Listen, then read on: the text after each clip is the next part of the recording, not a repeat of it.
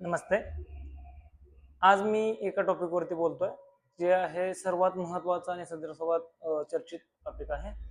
आपण 2026 मध्ये 2026 मध्ये कोणत्या स्टॉक्समध्ये इन्व्हेस्टमेंट केली पाहिजे, कोणत्या सेक्टर्स पासून सुरुवात केली पाहिजे, ज्यामध्ये आपण चांगले अपसाईड पोटेन्शियल पाहू शकतो आणि चांगल्या लेवलवरती रिटर्न्स घेऊ शकतो.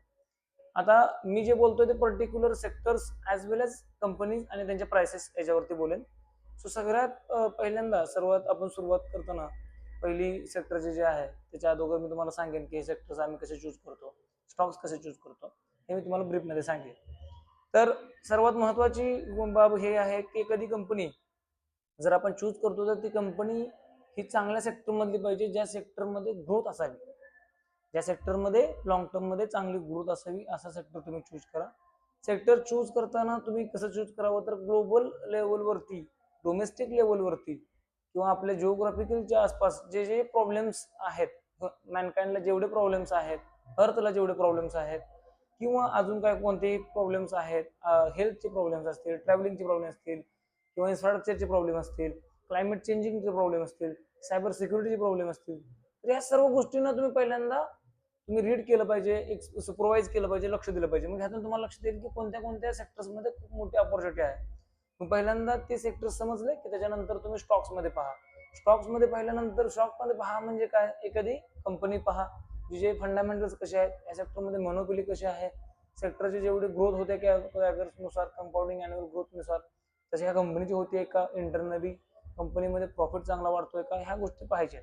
तर त्याच्यामध्ये मी तुम्हाला वारंवार एक क्यूएलजीपी थिअरी आहे ती सांगत असतो, त्याच्यानुसार तुम्ही चेक करू शकता. सो पहिल्यांदा आहे की क्यूएलजीपी मध्ये क्यूएलजीपी म्हणजे क्यू म्हणजे काय आहे, क्वालिटी मॅनेजमेंट, क्वालिटी प्रोडक्ट पाहिजे. एल म्हणजे लॉन्जिव्हिटी इन ग्रोथ पाहिजे, लॉंग टर्म मध्ये कंपनी चालली पाहिजे. थर्ड काय आहे तर ग्रोथ इन प्रॉफिट पाहिजे, कंपनीच्या ग्रोथ मध्ये चांगले ग्रोथ प्रॉफिट असला पाहिजे, ऍक्च्युअल प्रॉफिटचीच ग्रोथ असेल तर कंपनी काय होईल, टिकेल. जसं मागच्या वर्षीचा समजा 1000 कोटी कमवले तर या वर्षी 1200 1200 कोटी कमवले पाहिजे, त्याच्या पुढच्या वर्षी 1500 कोटी, त्याच्यानंतर 1700 कोटी, असं कंपनीचा प्रॉफिट जो आहे तो 20-25% मध्ये हा ग्रोथ मिनिमम झाला पाहिजे. ठीक आहे. सो अशी कंपनी असेल तर ती कंपनी चांगली ग्रोथ करू शकते, तुमचा पैसा मल्टिप्लाय करू शकते. जर समजा तुमची इन्व्हेस्टमेंट आहे, आता हे का, एखाद्या कंपनीमध्ये तुमची जर इन्व्हेस्टमेंट असेल तर बाबा आपली कंपनी ही किती पैसा वाढवून देईल हे समजतं आपल्याला की कंपनीची ग्रोथ किती टक्क्यांनी वाढते याच्यावरून. पकडून चला एखादी कंपनी जर समजा 25% ग्रोथ करून घेत असेल स्वतःमध्ये प्रॉफिटमध्ये, तर ती कंपनी तुमचा पैसा तेवढ्या पटीत वाढवणार आहे, तेवढ्या पर्सेंटमध्ये वाढवणार आहे. जर कंपनी 25% वाढत असेल उदाहरणार्थ, आणि 100 रुपये तुमची त्या कंपनीमध्ये असतील, तर तुमचे 100 रुपये जर 25% कंपाऊंडिंग होत असतील, असे 10 वर्षासाठी झाले, तर तुमचे 100 रुपये हे 1000 रुपये होतील, 10 पट होतील. आलं लक्षात? ओके. तर मग ह्या पद्धतीने आपण स्टॉकमध्ये जेव्हा लक्ष देतो किंवा नुसार बघतो, तेव्हा लास्ट जे पी आहे ते खूप महत्वाचं आहे. आपण जेव्हा डिसिजन घेतो एखाद्या इन्व्हेस्टमेंटचं, त्यावेळेस सर्वात महत्वाची बाब काय आहे, तर ती कंपनी कुठल्या लेवलला मिळते. कारण लक्षात राहू द्या, ग्रेट कंपनी म्हणजे ग्रेट स्टॉक असेल असं नव्हे. एखादी कंपनी ग्रेट असेल, एखादं सेक्टर ग्रेट असेल, तर ती स्टॉक आपण बायच केला पाहिजे, त्याच्यामध्ये प्रॉफिटच मिळेल असं नव्हे.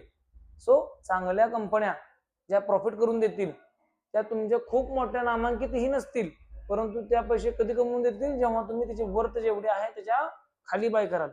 कंपनीची जे वर्थ 100 रुपयाची आहे आणि तुम्ही जर कंपनी समजा 50 रुपयाला फाइंड करून ती कंपनी खरेदी केली, तर तुम्ही 50% जेवढे आहेत तेवढे इझिली कमवाल. बट जर 50 रुपयाला खरेदी केली असेल तर 100 रुपयेपर्यंत असतोपर्यंत तुम्हाला ती कंपनी 100% कमवून देईल. याचा अर्थ काय आहे, you have to buy assets less than the worth. जर समजा त्यांची वर्थ 100ची असेल, 200ची असेल, आणि तुम्ही समजा तो 10 रुपये 20 रुपयाला घेत असाल, तर तुम्ही 10 टाइम 20 टाइम पैसा कमवू शकाल. सो ग्रेट कंपनीमध्ये पैसा बनतो का, तर त्याच्यावरती खूप मोठा क्वेश्चन मार्क आहे. मी म्हणतो की ते नाही बनत. तुम्ही टाटा घ्या, बिर्ला घ्या, रिलायन्स घ्या, ह्या कंपन्या तुम्हाला तेवढा रिटर्न देणार नाहीत. So great companies are not the great stocks. So great stocks कोणते आहेत, त्या कंपन्यामध्ये क्वालिटी मॅनेजमेंट आहे, ग्रोथ आहे आणि सेन्सेबल प्राइस टॅग आहे. त्यांच्यावरती तुम्ही प्राइस जी पे करताय कंपनी, ती तुम्हाला अंडर व्हॅल्यू भेटली पाहिजे. आता हे तुम्हाला माहित नसेल तर तुम्हाला हेच व्हिडिओ जो आहे तो शेवटपर्यंत पहा. अशा कंपन्या आणि असे सेक्टर्स मी तुम्हाला सांगण्याचा प्रयत्न करत आहे. सो सगळ्यात पहिल्यांदा मी सेक्टर सांगेन एनर्जी सेक्टर. एनर्जी सेक्टरमध्ये तुम्हाला मी सांगेन की बऱ्याचशा कंपन्या आहेत ज्या माझ्या रडारवरती आहेत, कंपनी मोतीलाल ओसवालच्या रडारवरती आहेत, आणि त्या खूप सुंदर कंपन्या आहेत ज्या तुम्हाला खूप चांगले नफे कमवून देऊ शकतात भविष्यामध्ये. कारण कंपनी स्वतः मल्टिप्लाय होत आहे, तर तुम्ही त्याच्यामध्ये जर रिटर्न इन्व्हेस्टमेंट केली तर चांगला तुम्हाला प्रॉफिट मिळू शकतो. कंपनी स्वतः मल्टिप्लाय होत असताना तुमचा पैसा सुद्धा मल्टिप्लाय ऑटोमॅटिकली होत असतो. शेअर बाजार ही अशी एकच संधी आहे ज्यामध्ये तुम्ही एकदम कमी रुपये पैसे टाकून सुद्धा देशसेवा आणि आपली स्वतःची श्रीमंती एकदम तुम्ही करू शकता. ठीक आहे, मिळवू शकता, साध्य करू शकता. सो तुम्ही पकडून चला एखादी कंपनी पकडली एनर्जी सेक्टरमध्ये, मी कंपनी सांगतो वारी एनर्जी. वारी एनर्जी अशी कंपनी आहे जी कंपनी स्वतःचा एबिटा मागच्या 5 वर्षामध्ये 10 टाइम करते.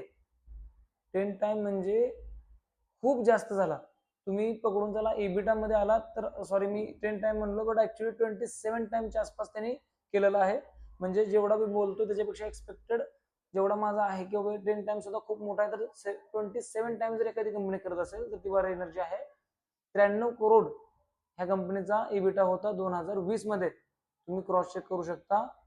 मी नीट सांगतो, नीट ऐका. 93 कोटी 2020 मध्ये होता. 2025 येता येता त्या कंपनीने 2700 कोटीचा इबिटा कमवलाय.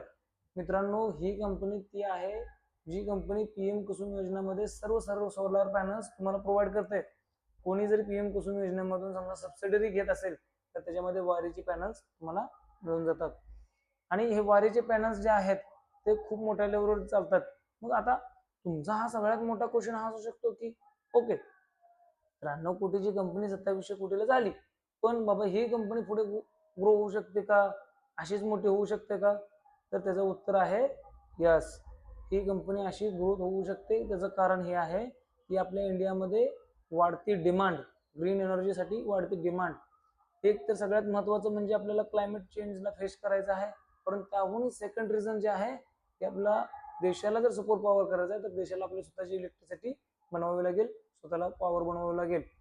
सो हे दोन गोष्टी महत्वाच्या आहेत. त्याच्यासाठी गव्हर्नमेंट स्वतः पुश करत आहे. ॲज वेल ॲज काळाची डिमांड आहे, ग्रीन एनर्जी प्रोड्यूस करणं खूप महत्वाची गोष्ट आहे. आणि सोलार एनर्जी आहे ते आपल्याला फ्रीमध्ये भेटत असते. त्याचा यूज जर आपण केला तर आपल्या इलेक्ट्रिसिटीचे बिल्स आहेत ते कमी होतील. आणि तुम्ही जर समजा सोलार पॅनल तुमच्या घरी तुम्ही जर समजा प्लांट केला तर तुम्ही जेवढा रेंट देता, जेवढं तुमचं बिलचं चार्ज येतो तेवढ्यामध्ये तुमचे हप्ते फिटून जातात. पण एकदा फिटून गेल्यानंतर, ईएमआय फिटून गेल्यानंतर, ईएमआय बंद झाल्यानंतर तुम्ही परत लाईफ टाइम ते थोडासा मेंटेनन्स सोबत ते लाईफ टाइम तुमच्यासोबत राहतं. तुम्ही लाईफ टाइम बिल द्यायची गरज नाही. याच्यामुळे काय होतं, तुमच्या खिशामध्ये पैसे राहतात. तुमच्या खिशामध्ये पैसे राहिल्यानंतर तुम्ही जास्तीत जास्त इन्व्हेस्टमेंट कराल, गुंतवणूक कराल किंवा गोष्टी बाईंग कराल, तुम्ही गोष्टी कंझ्युम कराल, त्याच्यामधून टॅक्स द्याल. सो गव्हर्नमेंटचा फायदा तुमच्याकडून इनडायरेक्टली नॉन डायरेक्टली होतच असतो. जर तुम्ही ज्या देशाचे लोक हे श्रीमंत असतात तो देश श्रीमंत असतो. सो लोकांना श्रीमंत करणं हे सुद्धा देशाचं कर्तव्य आहे आणि देश ते करतो आहे. पण देश म्हणजे काय, तर तुम्ही आम्ही म्हणजे देश आहोत. जर आपण स्वतःला श्रीमंत करत आहोत तर ते देशावरती केलेला एक मोठा उपकार सुद्धा असू शकतो. सो स्वतःला श्रीमंत करणं हे आपलं कर्तव्य आहे, आपला तो अधिकार आहे. आपण ते केलं पाहिजे, पण चांगल्या मार्गाने केलं पाहिजे. बर, चला आपला विषयावरती परत येऊयात. बऱ्याचदा आपण विषयामध्ये थोडक्या म्हणजे एक स्टेप जास्त एक्स्ट्रा चर्चा करतो. त्याचं कारण वेगळं आहे की आपण सायकोलॉजी सुद्धा डेव्हलप करतो आणि एखादी गोष्ट करतोय तर ते डीप मध्ये कळलं पाहिजे की का करतो. ओके, तर आपण दुसरी कंपनी पाहतोय हिताची पॉवर. हिताची पॉवर ही खूप चांगली कंपनी आहे. 17,500 पासून 18,000च्या ह्या रेंजमध्ये तुम्ही खरेदी करू शकता जर समजा खरेदी करायची असेल तर. पण ही जी ऍडवाइस आहे ते तुम्ही एक आज फक्त एज्युकेशन पर्पज घ्या.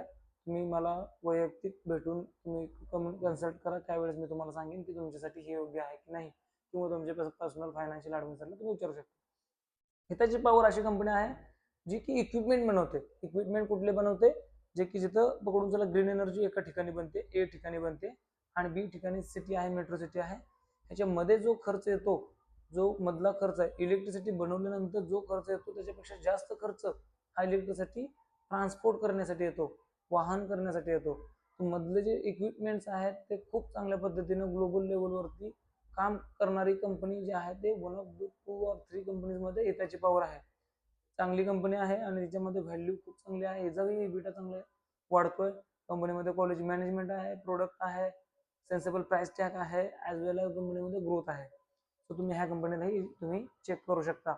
ह्याच्यानंतर एनर्जी सेक्टरमध्ये बऱ्याचशा कंपन्या आहेत. एनटीपीसीने न्यूक्लिअर पॉवरचा नवीन रिसेंटली प्लॅन ठेवलाय. तुम्हाला त्या कंपनीमध्ये अट्रॅक्टिव्ह व्हॅल्यूज पेक्षा ते न्यूक्लिअर पॉवरने जर सक्सेसफुल त्यांनी प्रोजेक्ट करू शकले तर ते खूप मोठी गोष्ट आहे. सो अजून बऱ्याचशा कंपन्या आहेत जे एनर्जी सेक्टरमध्ये काम करतात. त्या कंपन्या आपण नंतर जर तुम्हाला समजा हव्या असतील तर तुम्हाला कमेंट करून सांगा, मी तुम्हाला ते प्रोव्हाइड करेन. एनर्जी सेक्टरमध्ये मी तुम्हाला एक कंपनी आहे जी आवडीने सांगेन, सुझलॉन आहे. तिलाही लक्ष द्या. 50 रुपयाचं शेअर आहे. ती खूप चांगलं काम करते. IEX गव्हर्नमेंटची कंपनी, एनर्जी एक्सचेंजची कंपनी आहे. 134च्या आसपास, 30च्या आसपास कंपनी आहे. आणि वारी एनर्जी आहे तो 2600 रुपयाच्या आसपास सध्या आहे, ट्रेड करतो. खूप चांगली कंपनी, तुम्ही चेक करू शकता. त्याच्यानंतर सेक्टर आहे कन्झम्पशन सेक्टर. त्याच्यामध्ये VMM आहे, ट्रेंट आहे. दोन कंपन्या आहेत ज्याचे खूप चांगलं काम करत आहेत. त्यांचा EBITDA चांगला वाढतोय. यांचे तुम्ही ग्रोथ पाहाल तर खूप सुंदर, खूप ट्रिमंडस ग्रोथ आहे. खूप चांगल्या लेवलवरती ग्रोथ करतायत. ट्रेंडच्या बाबतीत बघाल तर झोडिओ आणि वेस्टसाईड याची सबसिडी आहे. आणि मॅनेजमेंट बघाल तर टाटाचं मॅनेजमेंट आहे. 1.5 लाख कोटीची याची मार्केट कॅप आहे. शेअर प्राइस सध्या 4,000 रुपयाला आहे. 8,000 रुपयाला हा शेअर प्राइस होती 2024 मध्ये. त्यावेळेस स्टॉकचा जो EBITDA होता तो 2,000 कोटीचा होता 2024 मध्ये. आणि आता 2025 मध्ये तुम्ही बघाल तर EBITDA हा डबल झालेला आहे ऑलमोस्ट. आणि तरीही स्टॉकची प्राइस ही 8,000 वरून 16,000 न जाता 4,000 वरती आहे. त्याचं कारण हे मार्केट खाली आहे, मार्केटचं टाइम करेक्शन आहे. जर हा स्टॉक तुम्ही डिस्काउंटमध्ये जर समजा तुम्हाला वाटत असेल, व्हॅल्युएशन वाटत असेल तर तुम्ही चेक करू शकता. याच्यावर तुम्हाला त्याला 6,000 टार्गेट आहे. परंतु मला वैयक्तिक वाटते कंपनीला आपला पहिला हाय हा मॅच करायला खूप जास्त दिवस लागणार नाहीत. तुम्ही चेक करू शकता. जी कंपनी 3 वर्ष झालं मागच्या EBITDA डबल करते, तिचं नाव आहे ट्रेंट. VMM विशाल मेगा मार्ट खूप सुंदर कंपनी आहे, त्याच्यामध्ये तुम्ही चेक करू शकता. त्याच्यानंतर अजून मी सेक्टर सांगेन, इन्फ्रास्ट्रक्चर सेक्टर. इन्फ्रास्ट्रक्चर सेक्टरमध्ये दोन म्हणजे पद्धती आहेत. एक आहे गव्हर्नन्स सेक्टर, म्हणजे इन्फ्रास्ट्रक्चर, इन्फ्रास्ट्रक्चर. आणि दुसरं जे आहे ते आपलं सेक्टर येतं ते कन्स्ट्रक्शन सेक्टर येतं. इन्फ्रास्ट्रक्चर कन्स्ट्रक्शन इन्फ्रास्ट्रक्चरमध्ये DLF आहे, लोधा आहे. खूप सुंदर कंपन्या आहेत. मला लोधा पर्सनली वैयक्तिक छान वाटते. तिचा जो EBITDA आहे तो ह्या वर्षी मागच्या वर्षीच्या तुलनेमध्ये ऑलमोस्ट डबल झालेला आहे. आणि कंपनीचे प्रोजेक्ट्स आहेत जे बेंगलोर प्रोजेक्ट, ह्याच्यावरती आम्ही सेपरेट खूप मोठा चांगला व्हिडिओ पण बनवला आहे, तुम्ही तो चेक करू शकता. त्याच्यामध्ये लोधा जो आहे तर त्याचे प्रोजेक्ट खूप चांगल्या तयारी पद्धतीने तयार होत आहेत. बेंगलुरूमध्ये त्यांचे पायलट फेज आहे ते कम्प्लीट झालेले आहे. पुण्याचा स्केलअप आहे तो मोठ्या लेवलवरती होतोय. एंड ऑफ द डेकेड ते 12% मार्केट शेअर वाढवतील एक चांगल्या प्रोजेक्ट्सनुसार. आणि एरोली प्रोजेक्ट आहे तो पण end of the financial year पर्यंत कनेक्ट पूर्ण होऊन जाईल. त्याच्यामध्ये 20% YoY ग्रोथ सेल्समध्ये होऊ शकते असे एक्सपेक्टेड आहे. पुण्याचा स्केलअप आहे तो 40% स्केलअप जो आहे तो 40% ग्रोथ आणून देऊ शकतो इयर ऑन इयर सेल्समध्ये. आणि बेंगलोरची पण जे फेज आहे ते कम्प्लीट झाल्यामुळे त्याच्यामधून हे सुद्धा चांगलं कलेक्शन त्यांचं जे होऊ शकतात सेलिंगमध्ये. आणि तुम्हाला इयर एंडिंगच्या क्वार्टरमध्ये दिसून जाईल ते. त्याच्यानंतर तुम्ही इन्फ्रास्ट्रक्चरच्या नंतर कन्झम्पशनच्या नंतर तुम्ही कुठलं सेक्टर पाहू शकता. सायबर सिक्युरिटीज आहे, त्याच्यामध्ये बरेचसे स्टॉक्स आहेत, तुम्ही चेक करू शकता. मी आता सध्या त्याच्यावरती तुम्हाला पर्सनल रिकमेंडेशन देणार नाही, परंतु मी तुम्हाला जस्ट ॲडवाईज करेन की एक स्टॉक आहे ज्याला तुम्ही पाहू शकता. मी ॲडवाईज करतो म्हणजे मित्राला सोडतो. तो जो आहे तो एक चांगला स्टॉक आहे, त्याचं नाव आहे, मी नेक्स्ट व्हिडिओमध्ये सांगेन. सॉरी, आता तुम्हाला सांगू शकत नाही कारण त्याच्यावरती मी डिटेल अनालिसिस करतो सायबर सिक्युरिटीवरती. सो मी आता सांगणार नाही, थोडासा सस्पेन्स राहावा, तुम्ही पुढचा व्हिडिओ पाहावा म्हणून केलेला आहे. सो मी सायबर सिक्युरिटी सोडून नंतर सांगेन डेटाबेस व कंपनीज आहे. ओरॅकल सारखी कंपनी आहे, खूप चांगली कंपनी काम करते. त्याच्यानंतर तुम्ही IT सर्व्हिसेसमध्ये सुद्धा कंपनीमध्ये चांगलं, इथून पुढं एक डाऊन साईड रिस्क कमी झालेली आहे. त्याचं कारण आहे की मागच्या 5 ते 6 वर्ष झालं कंपन्या अजिबात त्याच्या जागेवरून तसकम्मच नाही झालेले आहेत, हल्लेले नाही आहेत. आणि जेव्हा जेव्हा लक्षात राहू द्या, एक स्ट्रॅटर्जी आहे, जेव्हा जेव्हा कंपनीज खूप काळ एक सेक्टर खाली राहतं किंवा एक ॲसेट खूप काळ खाली राहतं तर त्याची डाऊन साईड रिस्क कमी होते. त्यावेळी खूप जण आहेत ती सेल करतात, त्याच्यामध्ये इंटरेस्ट दाखवत नाहीत. परंतु एक स्ट्रॅटर्जी आहे, त्यानुसार जेव्हा एखादी कंपनी, एखादं सेक्टर खूप खाली खूप काळ राहतं त्या सेक्टरमध्ये आपण इन्व्हेस्ट करायला पाहिजे असं सांगतं. त्याचं नाव आहे कॉन्ट्रॅरिझम. जे आहे ते टेक्निक खूप प्रसिद्ध आहे. आणि नरेन जी आहेत जे ICICI प्रुडेन्शियलमध्ये AMC मध्ये हेड आहेत, ते हे वापरतात.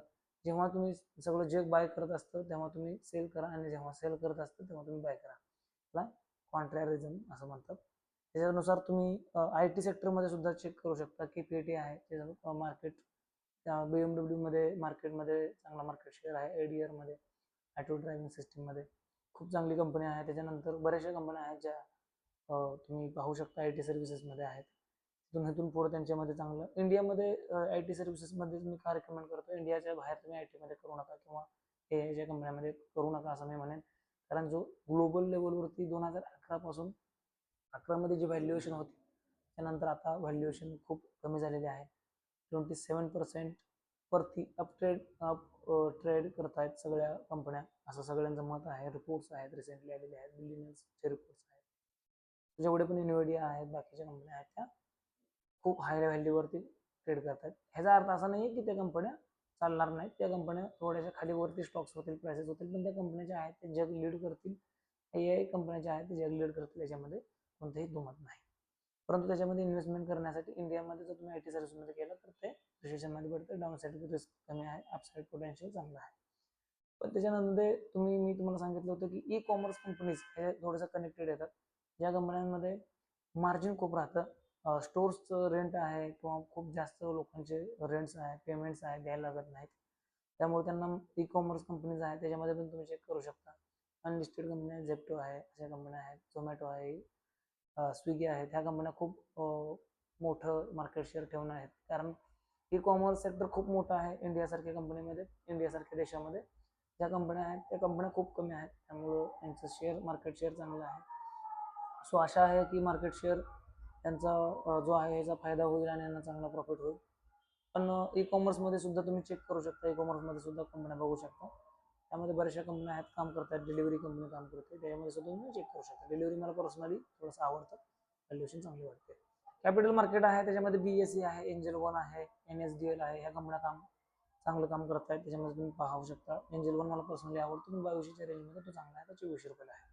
2200 रुपयाला हा स्टॉक आहे, तुम्ही घेऊ शकता. 2150 2200 रुपयाच्या लेवलवरती घेऊ शकता जर तुम्हाला तुमच्या अनालिसिसमध्ये चांगला वाटला तर. हे माझ्या लेवलवरती मला चांगला वाटतं.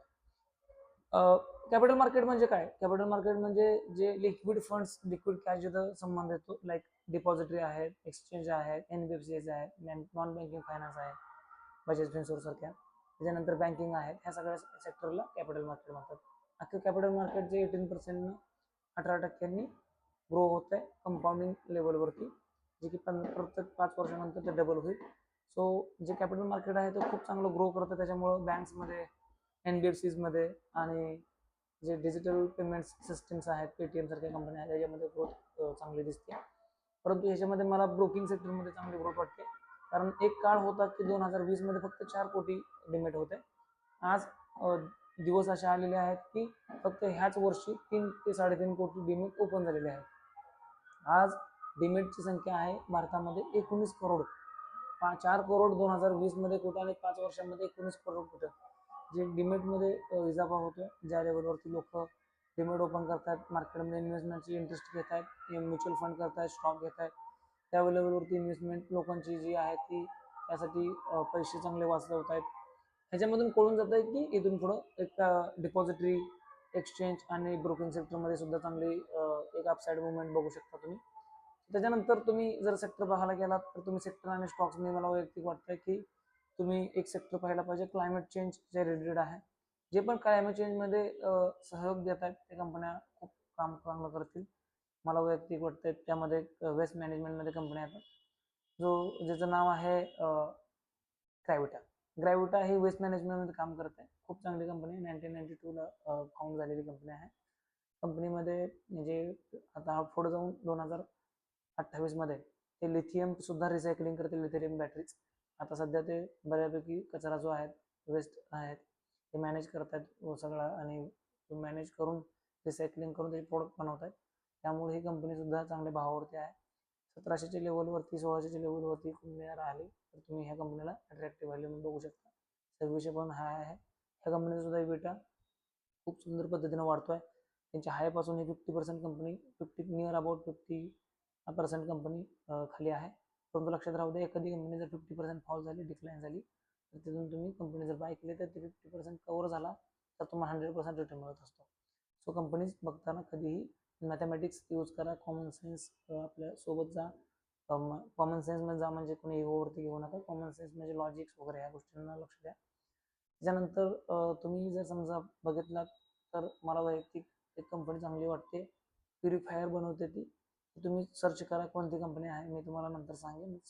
परंतु ती कंपनी आहे ती एअर प्युरिफायर बनवते, ॲज वेल ॲज ती कंपनी एसीच्या सेगमेंटमध्ये पण काम करते. खूप मोठी कंपनी आहे. त्या मोटरोला सारखी कंपन्यांना मॅन्युफॅक्चर करते. त्या कंपनीचं नावाची सुरुवात डी पासून होते. सो तुम्ही मला कमेंट करू शकता, ती कंपनी सुद्धा चांगली काम करते. पण ती मी समजा त्याच्यामध्ये एसी मध्ये न घेता मी त्याला एअर प्युरिफायर मध्ये काम करते, म्हणून मी चेक करेन. मोबाईल्स वगैरे सेलफोन्स चेक बनवते म्हणून मी त्याला चेक करेन. सो अशा सेक्टर्समध्ये तुम्ही ध्यान देऊ शकता आणि खूप चांगल्या कंपन्या आहेत, त्याच्यावरती तुम्ही लक्ष देऊ शकता.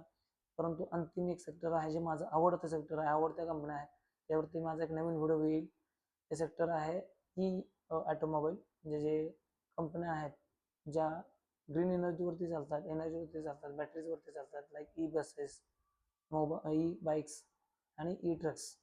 त्याच्यामध्ये ओलेक्ट्रा आणि जेबीएम खूप चांगलं काम करते. पर्सनली मला दोन्ही कंपन्या आवडतात. दोन्ही कंपन्या खूप चांगल्या आहेत. 11,000 कोटीचं ओलेक्ट्राचं मार्केट कॅप आहे, 15,000 कोटीचं ऑर्डर बुक आहे. यांच्याही इबिटामध्ये खूप चांगली 10 टाइम ग्रोथ झालेली आहे. जेबीएम सेम खूप चांगल्या व्हॅल्युएशनवरती भेटते. 25,000 कोटीची जे मार्केट कॅप च्यापेक्षा सुद्धा कितीतरी मोठी ऑर्डर बुक आहे. मार्केट कॅप 15,000 कोटीचं आणि ऑर्डर बुक 25,000 कोटीचं आहे. इबिटा खूप चांगला आहे. मला अपसाईड मोमेंट पोटेन्शियल ह्याच्यामध्ये खूप चांगलं वाटतंय. त्याच्या हायपासून दोन्ही कंपन्या बॉटमच्या आसपास आहेत. सगळ्या मी जे सांगितलेल्या कंपन्या आहेत त्या हायपासून खाली आहेत. तर तुम्ही ह्याला चेक करू शकता. इबिटा वाढत चाललाय, कंपनीमध्ये क्वालिटी मॅनेजमेंट आहे, सेन्सेबल प्राइस टॅग आहे. तुम्ही ह्या सेक्टर्सला चेक करून 2026ची गुंतवणुकीची सुरुवात तुम्ही याच्यापासून चेक करून करू शकता. जर समजा तुम्हाला करायचं असेल तर तुम्ही पर्सनली आम्हाला कनेक्ट करा. तुम्हाला आम्ही सगळा गायडन्स जे ॲडवायझरी लागते ते आम्ही देऊ शकतो थ्रू मोतीलाल ओसवाल. परंतु कोणताही डिसिजन तुम्ही कोणतेही एका नॉलेजला लगेच समजून करू नका. जोपर्यंत तुम्हाला समजत नाही, क्रॉस चेक होत नाही, तोपर्यंत करू नका. सो माझे व्हिडिओ पाहत चला, ज्यामधून तुम्हाला नवीन नवीन मी तुम्हाला माहिती देत जाईन, अपडेट देत जाईन. कस्टमर ची जी नीड असते ते आमचं फ्रंट लेवल आम्ही टेलराईज करूनच त्याच्यावरती आम्ही सगळे व्हिडिओज बनवतो. आता कोणता जरीही व्हिडिओ बनवताना आम्ही प्रत्येक वेळी आम्ही चेक करत असतो कोणाला कोणते प्रश्न पडतोय आणि त्याच प्रश्नावरती आम्ही व्हिडिओ बनवतो, जेणेकरून प्रयत्न पडेल की आम्ही रिलेव्हंट डेटावरती आम्ही रिलेव्हंट व्हिडिओज बनवू आणि लोकांचे प्रश्न सोडवू. मी तुम्हाला एवढं सांगेन की ह्या सगळ्या सेक्टरमध्ये हे सगळ्या कंपन्या क्रॉस चेक करा. तुम्हाला जर योग्य वाटल्या किंवा तुम्हाला वाटलं की फर्दर इन्फॉर्मेशन पाहिजे तर मला कनेक्ट करू शकता. आणि तुम्हाला जर योग्य वाटलं तर तुम्ही त्याच्यावरती एक ॲडवायझरची ओपिनियन घेऊन तुम्ही कनेक्ट करू शकता आणि